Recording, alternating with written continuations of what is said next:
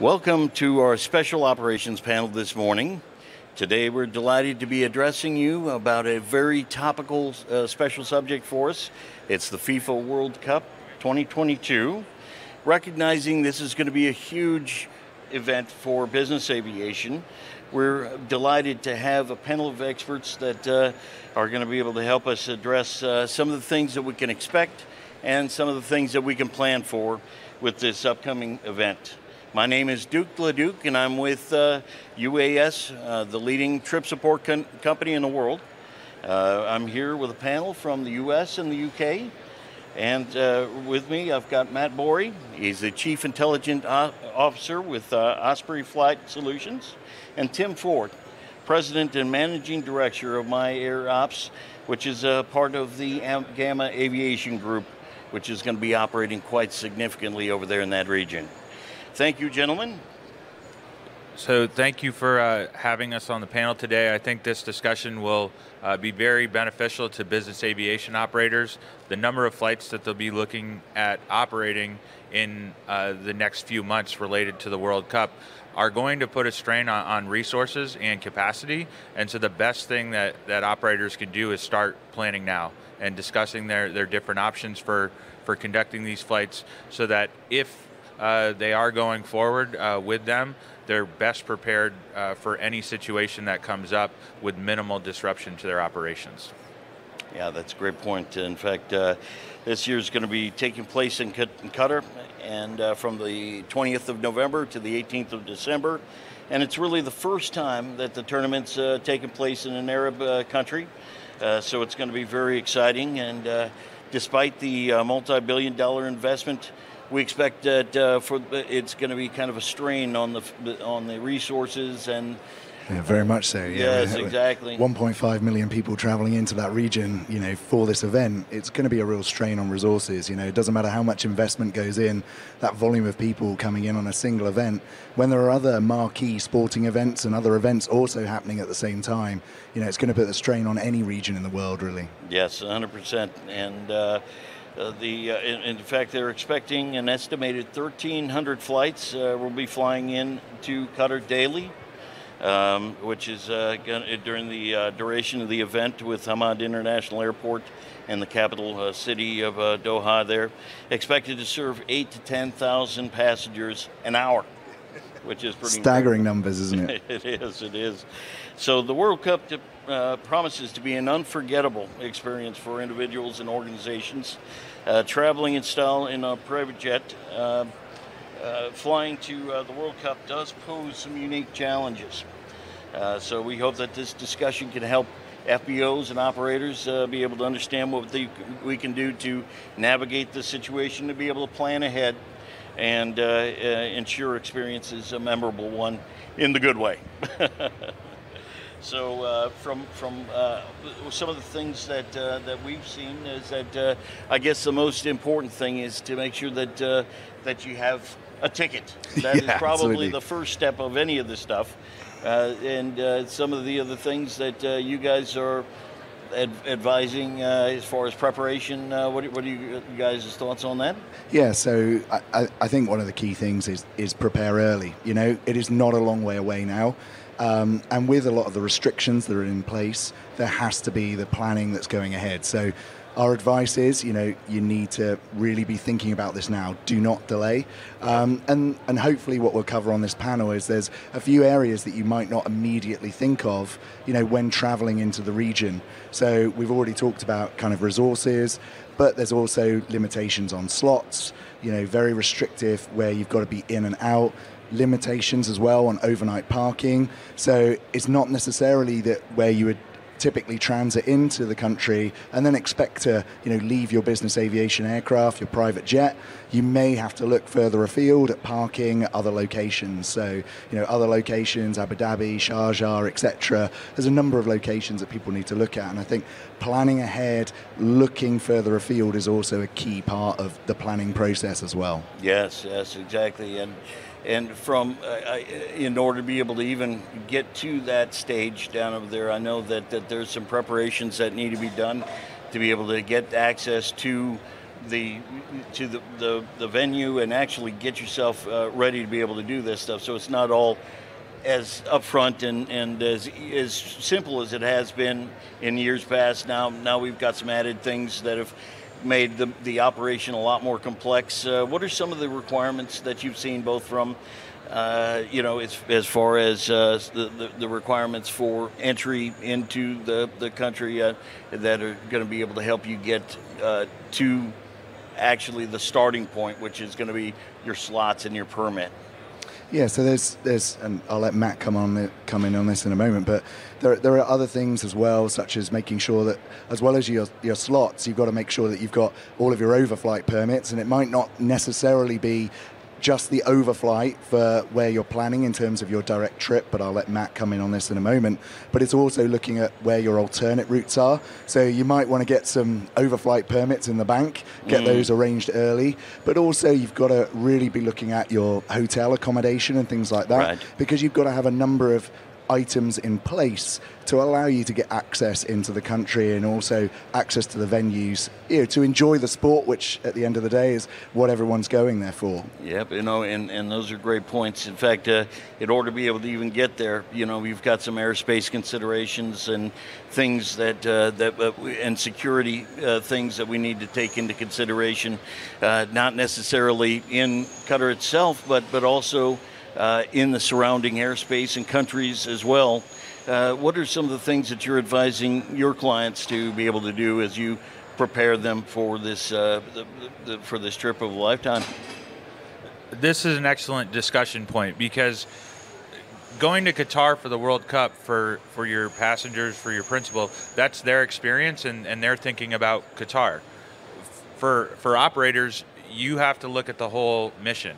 You have to look at the airport you're flying from, the airspace you're flying over, landing in Qatar, repositioning to an alternate location, potentially having to look at different routings in to Qatar or out of Qatar, depending on events that happen in the world. And that is a dynamic and fluid situation in some of the airspace around Qatar. Qatar is one of the safest countries in the Middle East. There are going to be a widespread deployment of security forces. There are regulations in the country that you would want your crew and your passengers to be aware of, especially around alcohol and dress and attire that is relevant, as well as entry exit. There are specific things you're going to need to have in place for them to enter the country, and if those aren't met, there could be security issues that arise. However, that's, from an on-the-ground perspective, can be managed pretty efficiently by preparing ahead of time. The unpredictable nature, though, of the region is what you don't have control over. There's not very much you can necessarily do to say, if I do this, I won't have a problem with that when it comes to airspace security in the region in particular. To get to Qatar, you have to overfly Iraq, Iran, or Saudi Arabia. You don't have a choice. You have to pick one.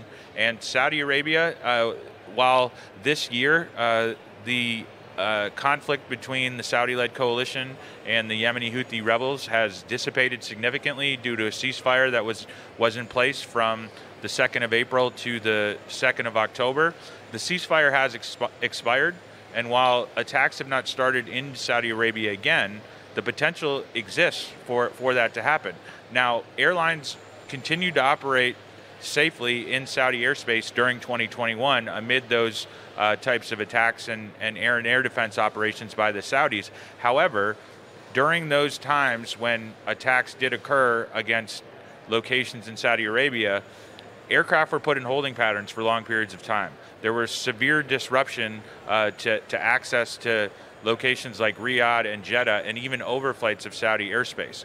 So when you are thinking about your plans, if you have a 15-minute slot window that you need to hit in Qatar and you miss that, and even if it's not your fault, even if it's because of something outside of your control, like a security issue because of a Houthi rebel attack somewhere in Saudi Arabia, you still no longer can land at Doha. You need to have alternate locations pre-planned, just as if you were operating there that day and not operating to Doha. So my view is plan your alternates as if they were your primary. Absolutely. This is not a agree. situation where you just put the alternate on the flight plan and say, yeah, well, if this happens because there's a bird strike or because the weather has changed, I'm just going to go here.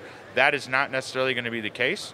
And then the other thing to take into account is if there's an issue with Saudi airspace, and that isn't something you're comfortable with, depending on events that happen in the coming months, and you want to overfly Iranian or Iraqi airspace, there are ways to do that depending on your country of registration. There are ways to do that safely.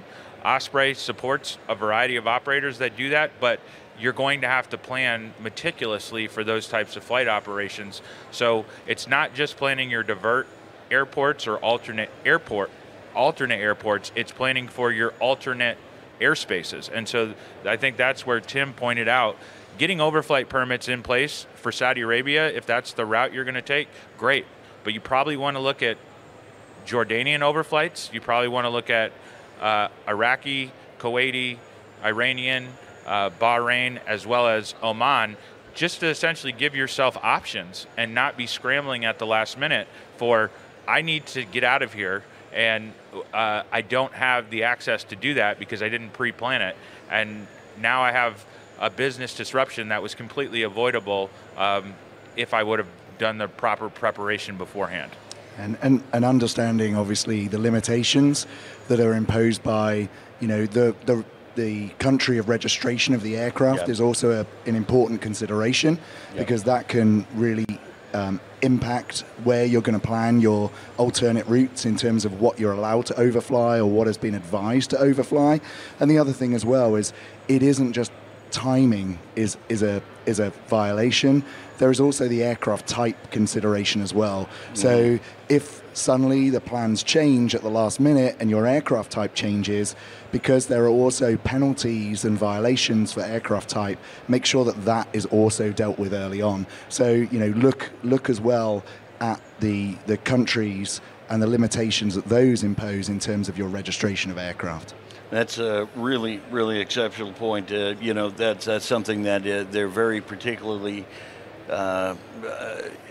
is an important point for those guys. Is that the aircraft type will change everything. So it's going to be important to make sure that has been, if you're planning on changing that or possibly changing that, add that into your planning process as well. We've had a number of clients that have asked for alternative routings, to your point, where they've wanted to be prepared in case that happens, because everything is tight right now. Absolutely, and there's an ongoing knock-on effect as well, which is if you are planning to go to an alternate location. So obviously, one point of advice could be, don't go directly with so much, constraint in the area. Don't go directly, but at the same time, look very carefully at those commercial shuttle flights. So with over 500 commercial shuttle flights a day, making sure that the availability is right, especially on your match days. You don't want to be in a situation where you've got yourself all the way to the region, but you've then not looked at your onward travel, and make sure that you're getting on that shuttle flight for your match day of choice. I think those are great points, and for sure, one of the things that we're going to talk about a little bit later on is going to be what are some of the other options if you don't plan on going into Doha directly. Is there still some options to be able to get your folks over to be able to see the matches and be available, and what are some of the best options for us in that area? So one of the things that's touched all of our lives over the last couple of years, of course, has been COVID. And, of course, nobody that enters every discussion when we're planning. What are some of the current restrictions going into Doha that they're going to require? I know that everybody, are they going to be requiring vaccines and also the PCR tests as well? Is my understanding. Have you guys? So I think it's a changing situation, so it needs to be monitored.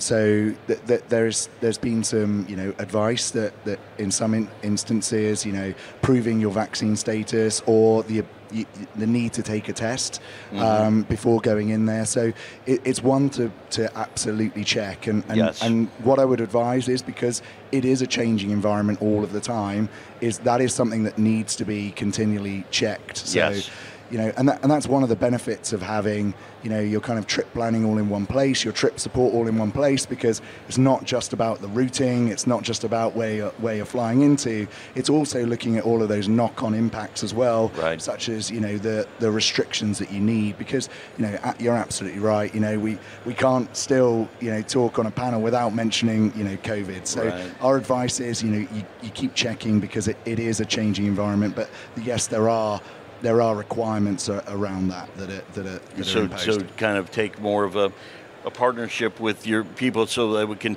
take this project as a holistic approach, as an overall things that... Absolutely. And it comes back to the initial point, which is, plan early. Right. Look at the latest advice now, but keep checking as you're running up to the event. That's absolutely key, and it's also going to be a changing security situation as well. So looking at the risk assessment, not only in the airspace but in the changing situation on the ground as well, is a critical thing, because it's not just your principals. It's also worrying about the crew that are operating into that region where they're going to be staying, etc. So it's important to be looking at the latest risk assessments as well in that area. Matt, what are you hearing from your side? One of the things that we're advising operators to do when it comes to COVID-19 related changes in restrictions and monitoring, or if it's ground transportation or if it's hotels, here's the deal.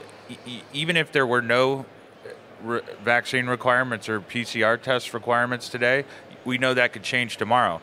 So what that means is, if the requirements changed, and even if you check to see if they changed, and they changed, can you do anything about it, right? So having your COVID-19 passenger and crew data on hand. So having a negative PCR test before they flew, maybe that's something you want to put in place so you have it on file regardless if you need it.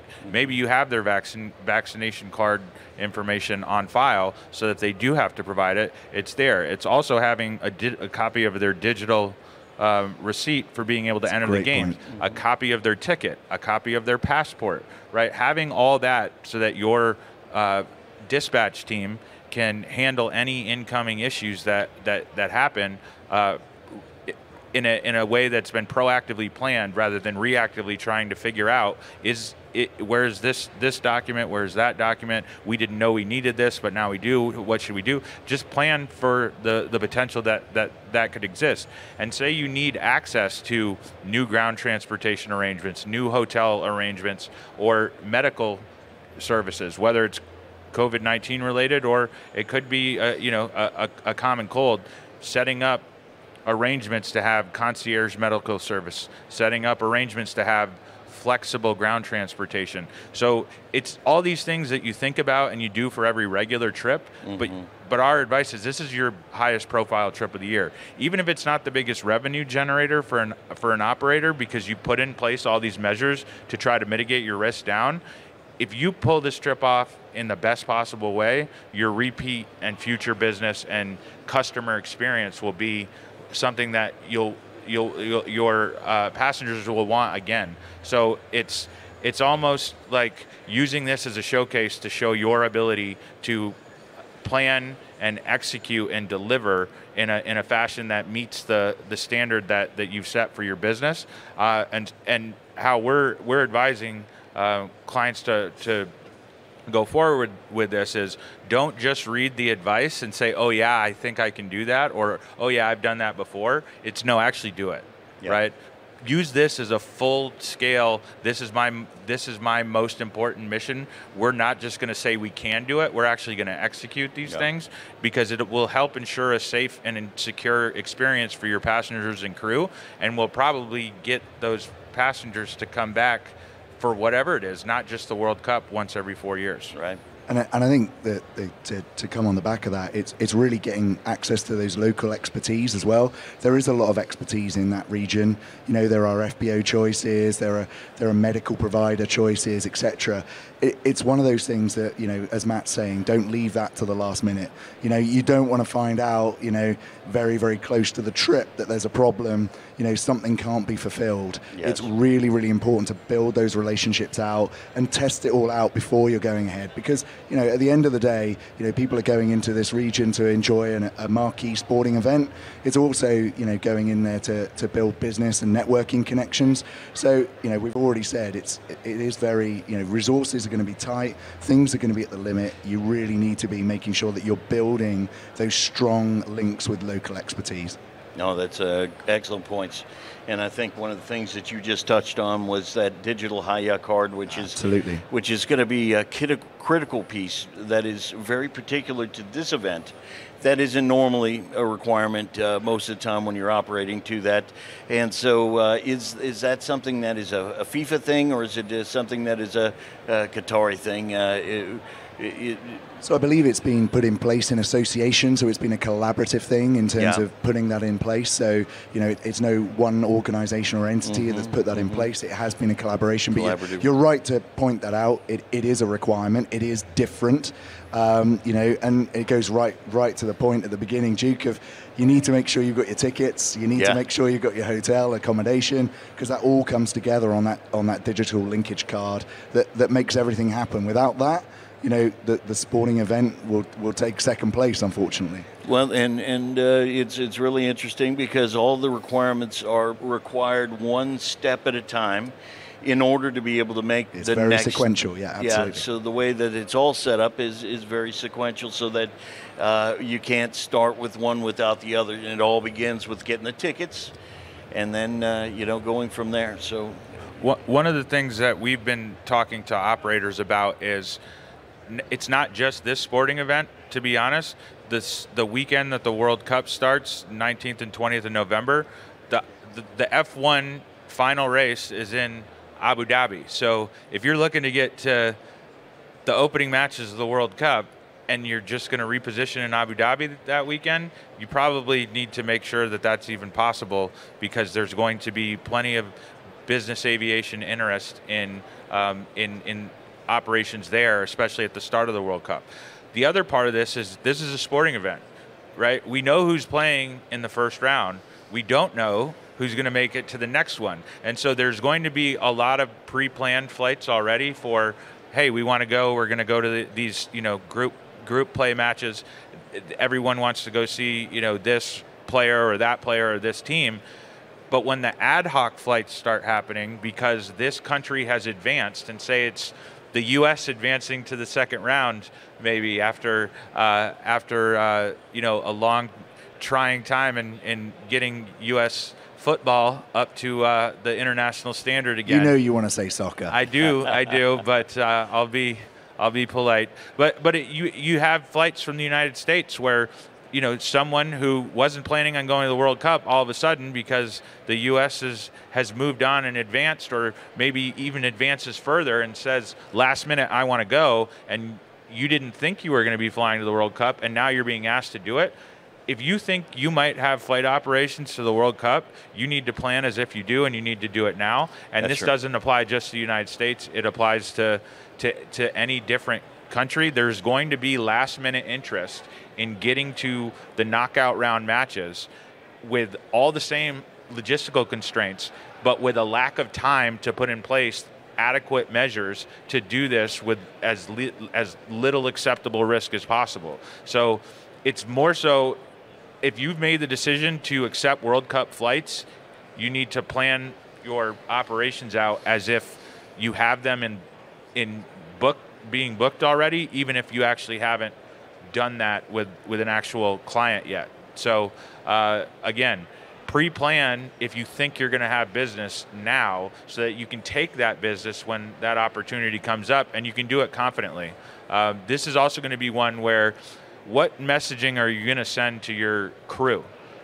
If this is a chaotic situation where they're being given one set of advice, and then they arrive and it's different, and then they were planning on this alternate, and then they had to go to a different one, this is a duty of care piece as well. It's going to be a stressful environment for them. This is not your normal trip to Dubai or Abu Dhabi or Doha. This is going to be a different experience for them as well, and giving them the most seamless support possible is just as critical to giving it to your customers, providing them that same level of confidence in the trip that you've planned so that it can be a successful mission is key to this as well. You're not only representing your business to your clients, you're doing it to your staff.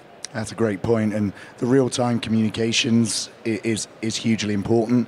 And certainly from an operations standpoint, I can certainly say that we've enhanced our flight brief and our crew briefing in terms of additional information that we've included in our packs for crews that are operating into the region. Right. But so that is an excellent point of making sure that keeping crew, keeping your flight attendants fully aware of everything that's going on, because it is a changing landscape, and we've seen this tournament throw up big changes and huge demand swings as countries progress. That yes. The hot favorite gets knocked out early, and there's a huge switch. So yeah, it is to Matt's point, everything could change as soon as those group stages change. So it is plan ahead, and it is and think meticulously about everything. Well, that's what makes it exciting. It does indeed. But we don't want exciting in aviation, so that's why the planning absolutely. Is so critical. So in anticipation of the high demand for the slots, I know that the authorities have put into place some mitigations to make sure that people are not gobbling up the slots. Can you tell us a little bit about the slot deposit and what you guys have found, what you guys are advising your people about that? So there is a requirement for a slot deposit.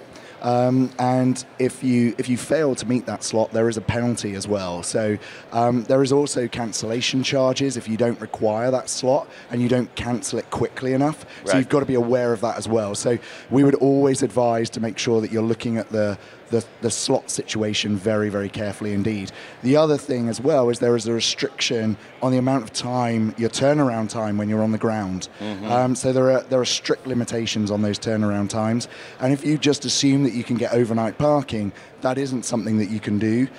So you will be looking in quick turnaround and then position out, which is another reason why we're saying look in the region, look at other places to actually fly into, because it might not always be the best route to go in direct. It's better to go into a local facility where you can then get a commercial or a pre-arranged shuttle flight where you can organize your parking. It's very, very straightforward for your crew, your passenger, because you can transit in, you can park at that location. And there's a lot of providers in the region now that are providing airside shuttles as well. So you won't have to clear you don't necessarily have to clear customs in the country that you're landing in. You can land there and then get a shuttle, into Qatar from that location. So, think a little bit around the region as well, when you're flying in. But there are restrictions around those slots. And as I mentioned earlier, aircraft type. There is also a penalty on aircraft type. So yes. If you filed your flight plans on a particular aircraft type, do make sure if that switches out at the last minute, you refile those flight plans and make sure your aircraft type is correct. Well, and that's excellent points. And with the sequential planning process, I know that it's probably taking up to 10 days of 10 business days in order to be able to get that stuff all put together. So Absolutely. It's really time critical. If you've not done it, doing it now is going to be absolutely critical. I know that you had mentioned the 60-minute ground time, which is going to be a huge restriction down over there. And then plus or minus 20 minutes on the slots if it's a flight that's less than 5 hours, and then plus or minus 35 minutes for flights that are over 5 hours are going to be. And these are not just soft numbers. These are very, very tight, controlled because of the numbers down over there. And the fines are going to be very significant. Yeah. So it's going to be very important that you understand this and stick by those things. Absolutely. Do not treat it as guidance. It is the rules.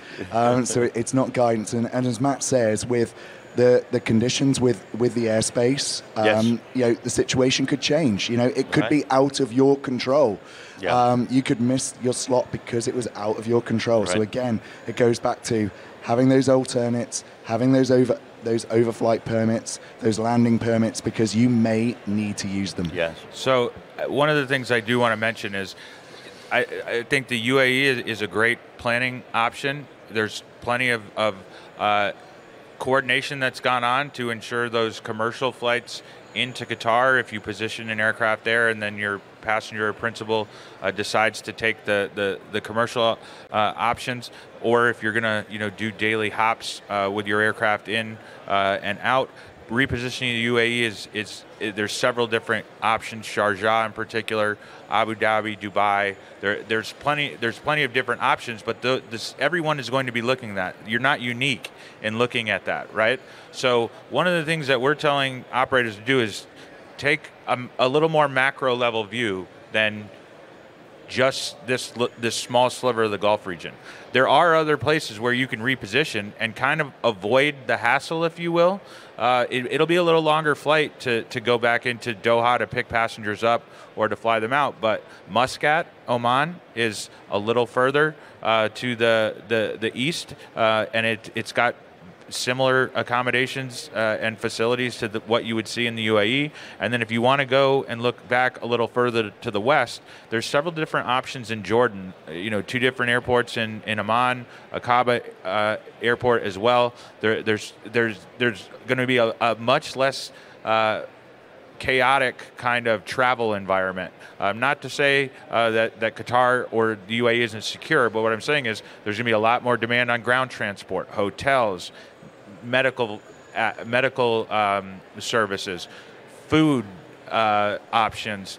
Keeping your passengers and your crew comfortable is something that the business aviation world prides itself on. And so if you can translate that, yes, it will be a little longer flight time between matches, but the comfort and the ease of access for in and out of the region or back and forth between matches, there are other options that you can consider that do have a little bit more time and fuel costs potentially, but the overall travel experience may be one that's less restrictive. And the other thing you need to keep in mind is, unfortunately, the Yemen-Saudi conflict was not just confined to Saudi Arabia, especially just prior to the ceasefire.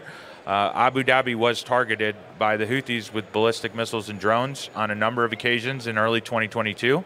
Now, the Emirati air and air defenses successfully thwarted those attacks. However, that disrupted Emirati airspace and flight operations at airports in the UAE. So if you don't have access to the UAE for whatever reason and you're being routed in northern Saudi airspace, Jordan is right there. And again, Amman and Aqaba have facilities comparable to the ones you're looking at in the UAE. So we've told operators, look, if you're looking at worst case scenario, and that is Saudi airspace is disrupted, south of the Gulf, and Emirati airspace is disrupted, and you don't have those options that you thought you were going to have, and you can't overnight in Qatar, do you want to be scrambling and trying to figure this out, or do you just want to simply say, activate our Jordanian plan, and we're going to Queen Aliyah International Airport, and we've got our ground handling contacts on the phone, and they're all set to receive us.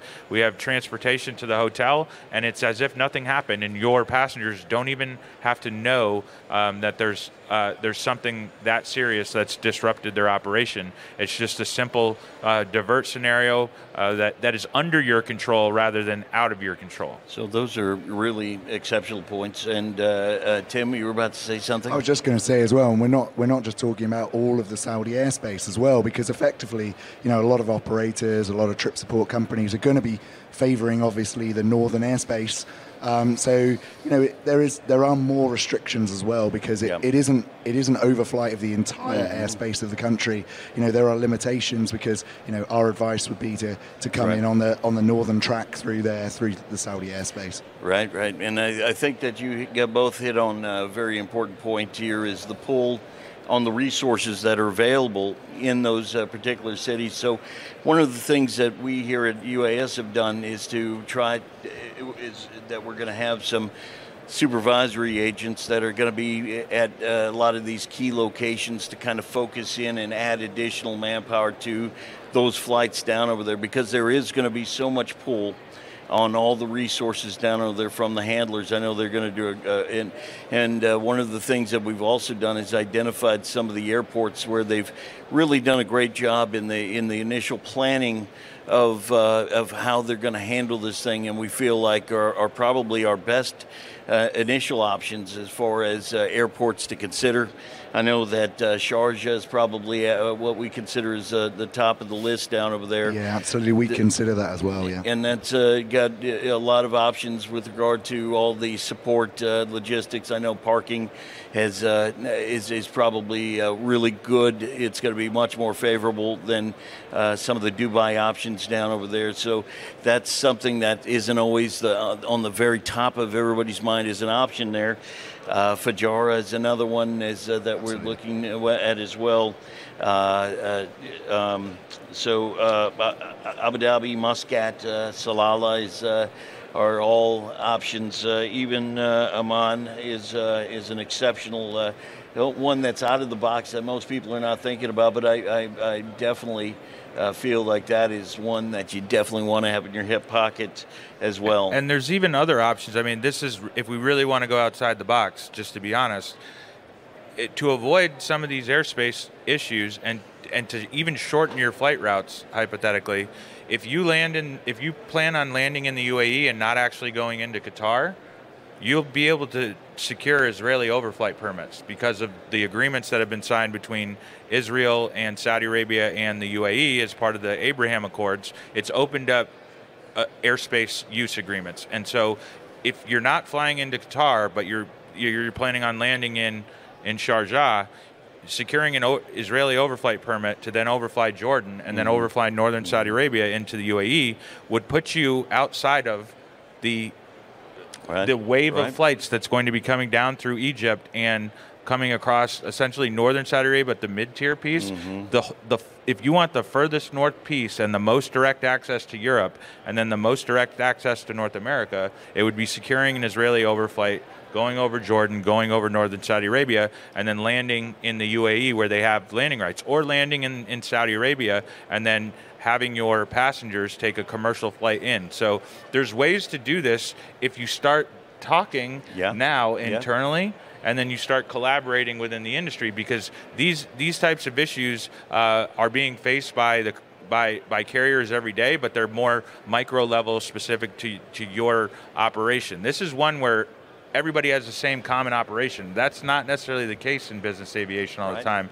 Everybody's focused on how they're supporting their passengers, their principal, their business. In this case, everybody has the same business. It's how do we get to the World Cup? How do we do it safely? How do we do it securely? But also there is an economic factor. How do we do it to support our business growth? And again, thinking outside the box is a way that you can achieve positive solutions in all those areas. But again, you need to start now. Absolutely, I think that's got to be the key takeaway, isn't it? You know, the one thing, we've said it a lot, but it's really important. You've got to plan early. You've got to start now. The clock is ticking, absolutely ticking. It's got to be planned now. Well, I think that is the common theme for this one is to do it now, and also to make sure that you're partnering with folks that are going to be able to help and guide. Absolutely.